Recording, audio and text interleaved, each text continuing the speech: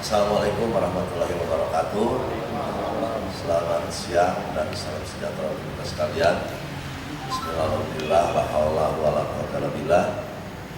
Yang saya hormati Pak Dandim, yang saya hormati rekan-rekan semua, insan-insan pers baik cetak elektronik. Pada kesempatan yang berbahagia ini saya akan menyampaikan beberapa hal terkait dengan kebijakan dari pemerintah daerah yang hari ini saya keluarkan, yaitu surat edaran Bupati Kuningan nomor 443/694/Disdikbud tentang pencegahan penyebaran coronavirus disease atau COVID-19 di Kabupaten Kuningan, dan khusus ini untuk lingkungan dinas pendidikan. Di mana dalam rangka pencegahan COVID-19 ini atau virus corona ini, saya instruksikan kepada Satuan Pendidikan Kabupaten Kuningan serta perkembangan yang menggambarkan situasi dan kondisi saat ini untuk memperhatikan beberapa anjuran keputusan seperti keputusan Presiden Republik Indonesia nomor 7 tahun 2020 tentang gugus tugas percepatan penanganan corona virus disease, juga keputusan Gubernur Jawa Barat, ya, serta tentang pencegahan dan penanggulangan coronavirus disease, juga surat edaran Menteri Kesehatan dan surat edaran Menteri Pendidikan dan Kebudayaan nomor 3/2020 tentang pencegahan coronavirus disease pada satuan pendidikan, juga surat edaran Gubernur Jawa Barat tentang peningkatan kewaspadaan terhadap risiko penularan virus corona ini, dan surat edaran Dinas Pendidikan Provinsi Jawa Barat. Maka dengan ini dipandang perlu saya mengeluarkan surat edaran Bupati Kuningan, yang oleh karenanya saya meminta kepada seluruh pemangku kebijakan di bidang pendidikan, dari mulai Dinas Pendidikan, kepala sekolah, guru, pengawas, baik yang mengelola satuan pendidikan negeri maupun swasta, untuk memperhatikan hal-hal sebagai berikut, yaitu ada kebijakan di mana pelaksanaan kegiatan belajar mengajar atau KBM dilaksanakan di rumah masing-masing, dan dimulai hari besok tanggal 17 Maret sampai dengan tanggal 29 Maret 2020, atau bila dimungkinkan ini masih tentatif sesuai dengan situasi dan kondisi yang ada. Mudah-mudahan corona semakin cepat bisa diatasi, berarti tidak usah sampai tanggal 29, mudah-mudahan besok juga atau lusa sudah dicabut lagi. Kedua, kepada satuan pendidikan, kepada kepala satuan pendidikan wajib menginformasikan, melanjutkan informasi ini kepada seluruh pemangku kebijakan lainnya, yaitu termasuk orang tua peserta didik, untuk melakukan pengawasan dan memastikan agar putra-putrinya dipastikan melaksanakan kegiatan pembelajaran di rumah dengan tidak melakukan bepergian, apalagi wisata dan atau kegiatan yang lainnya yang tidak selaras dengan berbagai upaya pencegahan penularan infeksi virus corona ini. Ketiga, alternatif pembelajaran siswa di rumah akan disampaikan lebih lanjut atau disusun lebih lanjut oleh Dinas Pendidikan, dan insya Allah tadi kami melaksanakan rapat koordinasi dengan para kepala sekolah, MKKS, para koordinator, dan sudah ditetapkan modul pendidikan, pola pendidikan dalam yang mengarah kepada pembelajaran di rumah. Tugas guru-guru itu wajib memonitor apakah program ini berjalan dengan baik atau tidak. 5. Kepada 4. Untuk guru, kepala sekolah, pengawas, pemilik, pamong budaya tetap wajib bekerja seperti biasa, hadir di tempat kerja, ya. Absensi juga kita berlakukan, ya. dan menyesuaikan jam kerja sebagaimana ketentuan yang berlaku. Dan yang terpenting lagi ini dalam rangka pemantauan dan monitoring. Kelima, kepada Kepala Satuan Pendidikan agar melaporkan pelaksanaan ketentuan ini sebagaimana secara berjenjang melalui saluran informasi yang tersedia. Keenam, menginstruksikan agar menunda kegiatan-kegiatan untuk mengumpulkan banyak orang atau kegiatan-kegiatan di luar sekolah, misalnya melaksanakan kegiatan seminar, studi tour, berkemah, dan sejenisnya.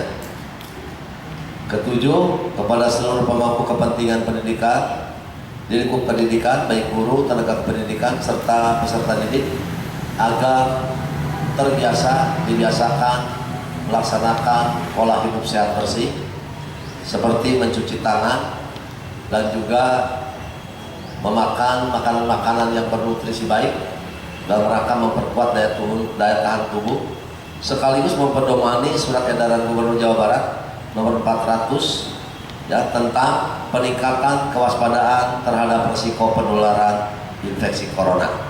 Dan ini berlaku juga di instansi kerja, di seluruh satuan pendidikan maupun di rumah-rumah.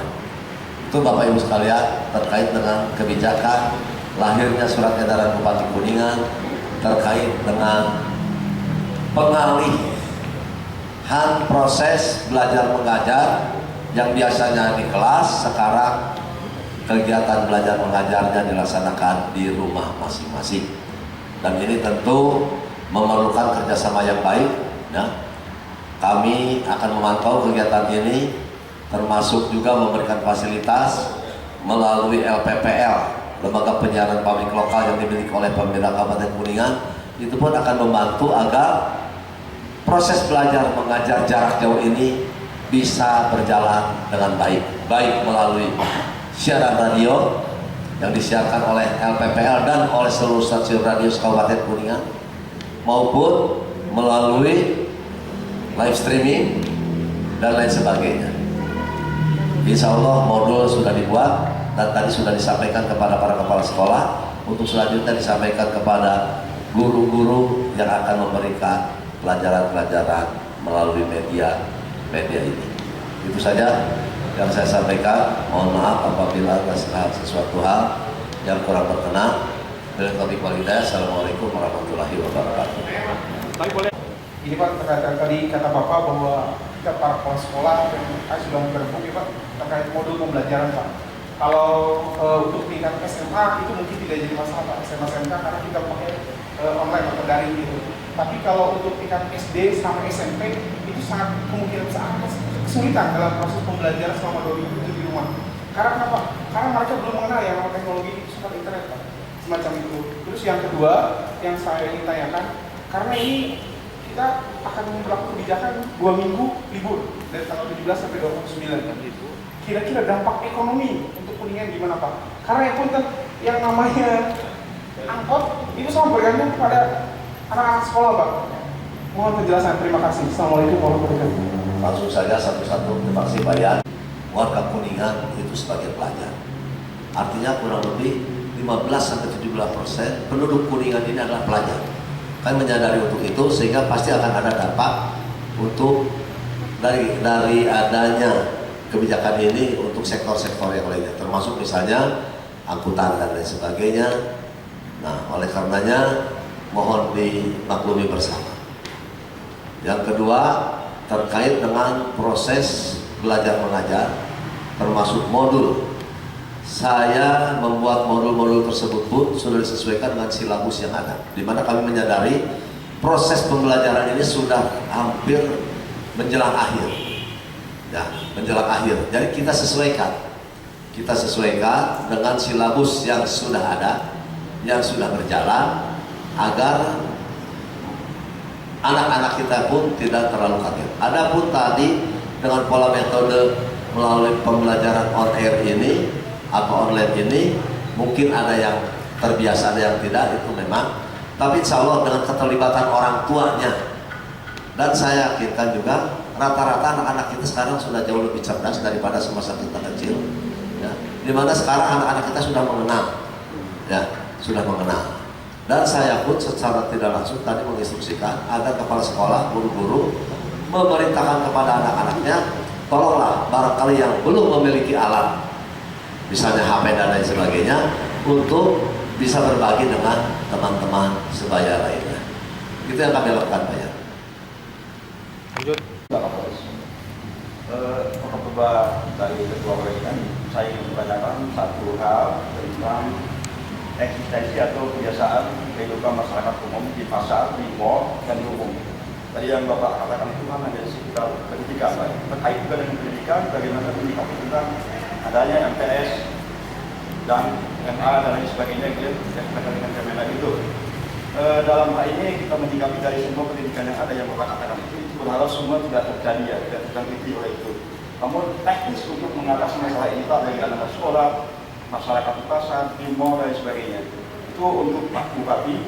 Pak Sandi bagaimana memberikan satu motivasi kepada anggota di lapangan, di desa-desa, juga Pak Kapolres, sama hanya di polsek-polsek, juga di Babin Kamtibmas dan Babinsa. Itu akan lebih efektif lagi Pak kalau itu. Saya pun kiranya Bapak bisa menjelaskan kepada kami. Terima kasih. Assalamualaikum warahmatullahi wabarakatuh. Terima kasih. Atau surat edaran Bupati terkait dengan kebijakan, ya, mengalihkan proses belajar mengajar dari sekolah ke rumah ini adalah berlaku untuk semua. Namun kebijakan-kebijakan tertentu yang sudah kadung berjalan, tapi mengacu kepada seperti ini, ada beberapa sekolah yang hari ini sudah sedang melaksanakan tryout. Ya, silakan barangkali. Ada yang melanjutkan, ada yang menjadwal ulang. Maka demikian juga barangkali ada sekolah-sekolah boarding school itu segera menyesuaikan. Adapun terkait dengan langkah-langkah yang ditempuh oleh pemerintah daerah bersama dengan seluruh jajaran Pak Muspida, Forkopimda, Pak Kapolres, Pak Dandim, kami telah melakukan kesepakatan membuat satuan tugas dan satuan gugus tugas. Nah, itu nanti semuanya nanti Pak Dandim, Pak Kapolres akan menjelaskan terkait dengan fungsi kita masing-masing, peran kita masing-masing. Adapun nanti ke depan, sampai hari ini kami sedang menunggu perkembangan lebih lanjut dan evaluasi setiap jam, setiap menit, bahkan kita akan mengeluarkan beberapa kebijakan yang lainnya, misalnya penyemprotan, misalnya untuk DB dengan foggingnya, untuk corona kita bersih-bersih lingkungan dan lain sebagainya. Karena dengan ini simpel sekali kalau kita lakukan semuanya, kebersihan ini untuk pencegahan corona ini, virus corona ini, itu cukup dengan sebuah alat yang namanya sabun atau desinfektan. Dan itu pun dengan cara mencuci tangan pun virus ini akan mati sebetulnya. Jadi kalau pertama saya anjurkan biasakan pola hidup bersih dan sehat, cuci tangan sebagaimana mestinya. Itu mudah-mudahan nih barangkali silakan Pak Nadiem menambahkan. Terima kasih Pak Bupati. Assalamualaikum warahmatullahi wabarakatuh. Yang terhormat Bapak Bupati, Bapak Kapolres, Ketua PWI, dan segenap insan pers yang berbahagia. Sebelum hari ini kita konferensi pers, jauh-jauh hari Pak Bupati sudah inisiatif kita pertemuan di Rumah Sakit 45 dan sebagainya, dan kita sudah siapkan semua. Penekanan dari saya adalah mari media membantu mensosialisasikan apa-apa yang sudah menjadi keputusan pemerintah pusat maupun pemerintah daerah. Mari kita edukasi masyarakat dengan baik karena pers memiliki peran penting dalam hal ini. Seperti disampaikan Pak Bupati, masalah kesehatan dan masalah kebersihan. Intinya adalah di masalah kebersihan. Itu akan terputus ketika kita secara pribadi tertib. Karena konon katanya, menurut ini harusnya orang kesehatan menjawab, virus ini melekat dari tangan ke tangan. Tidak, dia bukan flying virus, bukan terbang melalui nafas dan sebagainya, tapi melekat pada objek. Nah, ini disampaikan oleh Pak Bupati tadi sangat menentukan kita sendiri, pribadi kita sendiri yang memutus mata rantai itu. Lewat apa? Pola hidup sehat, cuci tangan. Saya juga sampai saat ini membawa sanitizer. 2 jam sekali saya bilas dan sebagainya. Nah, ini kita biasakan, coba sampaikan kepada masyarakat dan sebagainya. Yang terakhir dari saya, tolong didik masyarakat, sampaikan masyarakat kewaspadaan, bukan panik ya, kewaspadaan. Waspada bukan berarti panik. Waspada dengan coba sadar diri, kalau tidak penting-penting sekali tidak usah keluar bersosialisasi ataupun ke tempat-tempat yang kerumunan orang banyak. Hal-hal ini yang bisa mengeliminir terjangkitnya atau mewabahnya virus corona. Mungkin demikian dari saya. Untuk satuan tugas dan gugus tugas, alhamdulillah sudah berjalan, sudah ada laporan di grup, di Kodim dengan Babinsa maupun Babin Kamtibmas untuk sosialisasi ke masyarakat. Bismillahirrahmanirrahim. Assalamualaikum warahmatullahi wabarakatuh. Yang terhormat Bapak Bupati, Pak Dandim, rekan pers. Kebetulan alhamdulillah hari ini kami juga baru selesai melaksanakan video conference berkaitan dengan penanganan virus corona. Dan apa yang disampaikan oleh Bapak Bupati, Bapak Dandim itu sudah masuk dalam program tugas satuan tugas. Jadi kebetulan berdasarkan Kepres nomor 7 tahun 2020 tanggal 13 Maret 2020 adalah pembentukan gugus tugas oleh Presiden dengan kepala ketuan tugas untuk gugus tugas adalah kepala BNPB. Kemudian di wilayah diwakili oleh Asop Panglima dan Asop Kapolri, sedangkan di provinsi Gubernur dan Bupati sebagai kepala gugus tugas, dan dibantu oleh Polri, kemudian dibantu oleh TNI, baik Kapolres dan jajaran dan Dandim dan jajaran. Kemudian berkaitan dengan sinergitas, kemudian pelaksanaan tugas seperti yang disampaikan oleh Bupati tadi dan Dandim, bahwa sebelum ada instruksi Kepres maupun ada pengumuman pandemik untuk virus corona, dari Forkopimda sudah mengambil langkah-langkah untuk membentuk satuan tugas, kemudian bersinergi pembagian tugas dengan domain wilayah tugas masing-masing. Kemudian Bupati sebagai koordinator, sebagai kepala satuan tugas, kemudian kesehatannya, dinas kesehatan, kemudian Polri dalam bidang Kamtibmas. Jadi kami mengajak seluruh masyarakat, termasuk media di dalamnya, untuk selalu memberikan informasi yang valid atau informasi yang real dan tidak membuat warga panik, tetapi menginformasikan untuk waspada, tapi bukan panik. Dan untuk kepolisian, kami membackup Bupati, salah satunya adalah menindaklanjuti berita-berita hoax yang membuat warga masyarakat resah atau panik. Sekarang kami lagi melakukan pendidikan berita-berita hoax yang berkembang di masyarakat berkaitan dengan virus corona. Kemudian akan meninjau kembali kegiatan-kegiatan yang mengumpulkan massa, termasuk pemberitahuan, perizinan kegiatan-kegiatan yang melibatkan jumlah massa yang besar. Kemudian mengedukasi bersama dengan Bapak Bupati dan Dandim, kami juga sudah berkoordinasi. Di Satgas sudah ada, jadi para Kapolsek dan Ramil, Babinsa, Babin Kamtibmas sudah saling bersinergi dengan Dinas Kesehatan untuk mengedukasi masyarakat, termasuk kegiatan-kegiatan yang kami lakukan sebelumnya, yaitu bersih-bersih tempat umum, fasilitas umum yang melibatkan seluruh unsur pemerintah daerah, baik TNI, Polri dan pemerintah daerah, termasuk di dalamnya masyarakat, sekaligus mengedukasi bagaimana pola hidup bersih, pola hidup sehat sebagai salah satu cara untuk antisipasi penyebaran virus corona. Itu salah satu sinergitas kami. Kemudian salah satu bentuk dari kegiatan gugus tugas yang dibentuk oleh pemerintah pusat. Demikian dari saya. Assalamualaikum warahmatullahi wabarakatuh. Bingung dengan Pak Gubernur. Punten Pak, ada sedikit pertanyaan terkait di luar dunia pendidikan. Kuningan kan terkenal sebagai menggerak objek wisata dan otomatis banyak pengunjung dimungkinkan pasti banyak dari luar Kuningan. Adakah rencana untuk penutupan objek wisata Pak di Kabupaten Kuningan? Terus yang kedua, untuk hoax yang di Maleber itu tanggapannya seperti apa? Mungkin seperti itu Pak. Ya, untuk hoax yang di Maleber menerima dan sudah dilakukan langkah-langkah, ya, di mana kita juga sama Pak antisipasi. Tadi pun saya menugaskan kepada Kepala Dinas Pendidikan PLT, ya, untuk barangkali benar ada pemeriksaan yang akan dilaksanakan oleh Puskes, mohon dikawal. Dan alhamdulillah ternyata itu juga hoax, ya. Saya belum menerima laporan, justru saat ini sebentar lagi Dr. Susi akan memberikan laporan terkait dengan kejadian tadi di Maleber.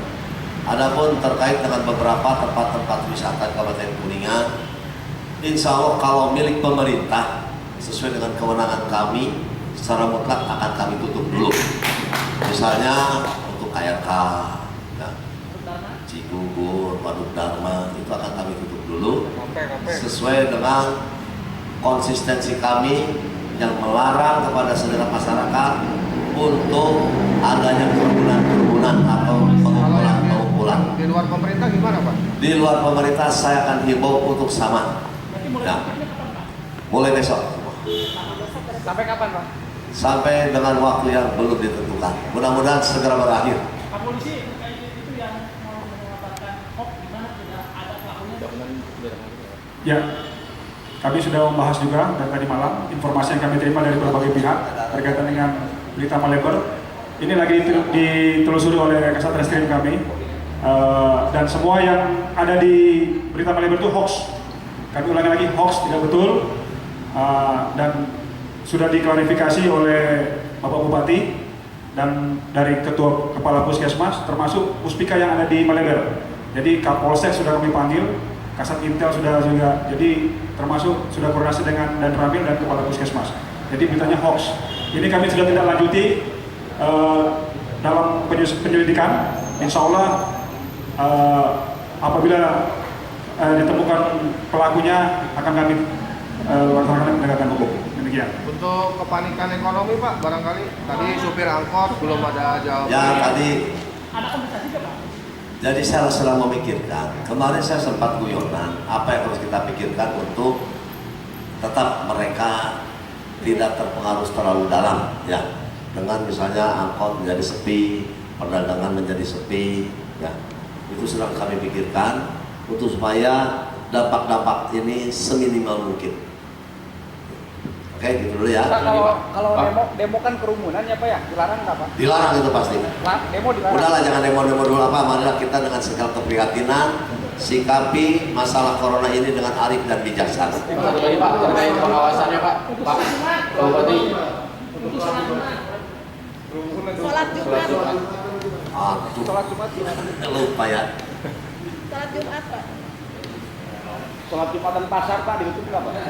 Jadi ya tetaplah ya bahwa karena virus corona ini ada di selang-selang, di selang-selang gitu ya, yang sulit misalnya karpet-karpet bisa nempel, sehingga kita menginstruksikan dengan himbauan-himbauan ya. Misalnya sholat Jumat ya karpetnya digulung dulu. Sajadah masing-masing ya Pak? Ya. Sajadah masing-masing. Sajadah masing-masing boleh ya itu. Kalau untuk instruksi sebenarnya nanti insya Allah kami dengan MUI akan selalu berkoordinasi. Pak, satu lagi Pak, terkait pengawasan tadi kan anak pelajar nggak boleh untuk tidak sekolah dulu ya Pak, belajar di rumah. Di rumah. Nah, untuk antisipasi anak-anak berkeliaran mungkin ada pengerahan Satpol PP juga untuk pengawasan. Insya Allah kami pun akan membantu untuk memonitoring, dan yang jelas guru-gurunya itu wajib memonitor, ya, mengawasi, memonitor, karena saya yakin anak-anak guru-gurunya mengenal betul wilayah dan anak-anak yang bersekolah di tempatnya. Pak, yang suspek di mana Pak? Indra Gunung Jati. Yang dibawa ke Indramayu katanya Pak. Sampai sekarang saya masih menerima informasi, masih dalam pemantauan yang ketat dan belum bisa disimpulkan. Ya, tapi mudah-mudahan negatif. Oh iya Pak. Saya sudah melakukan protokol-protokol di masing-masing bagian, seperti untuk masalah perhubungan ada protokolnya, ya. Jadi insya Allah supaya tidak simpang siur. Kalau jubirnya berarti dinas kesehatan Kepada pemerintah provinsi, pusat melalui pemerintah provinsi. Nah, jadi ini karena ini adalah sebuah penanganan secara nasional. Yang jelas kami sudah memisah-misah orang bahwa ada ODP, orang dengan pengawasan, ada PDP, pasien dengan pengawasan. Dan insya Allah baru satu yang terjadi Kuningan, pasien dengan pengawasan. Nah, yang lainnya masih belum. Jati kemarin ya Pak? Ya, itu salah satu contoh kasus. Oke? Pak, kalau ya. kan ada beberapa pesantren juga yang melibatkan. Satu Oh, lagi Pak, siapa? kan pesantren kan ada beberapa yang ngadain siswanya nggak boleh keluar gitu. Seperti itu gimana Pak? Boleh nggak Pak? Ini kan gini, ada pesantren atau beberapa sekolah yang memang siswanya nggak boleh keluar, tapi tetap proses belajar mengajar ada. Tapi kan ada juga yang diliburkan. Saya memaklumi, makalah itu kebijakan ada di masing-masing, tapi paling tidak mendekati prosedur yang kita tetapkan. Oke? Siap Pak, terima kasih banyak.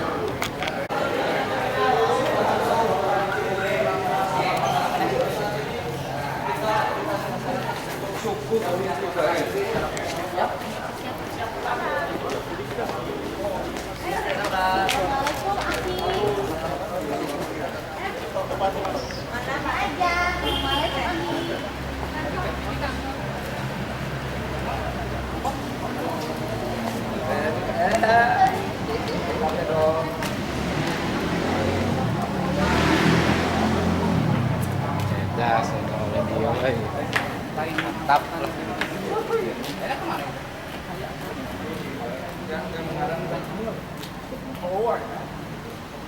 Itu di foto kan?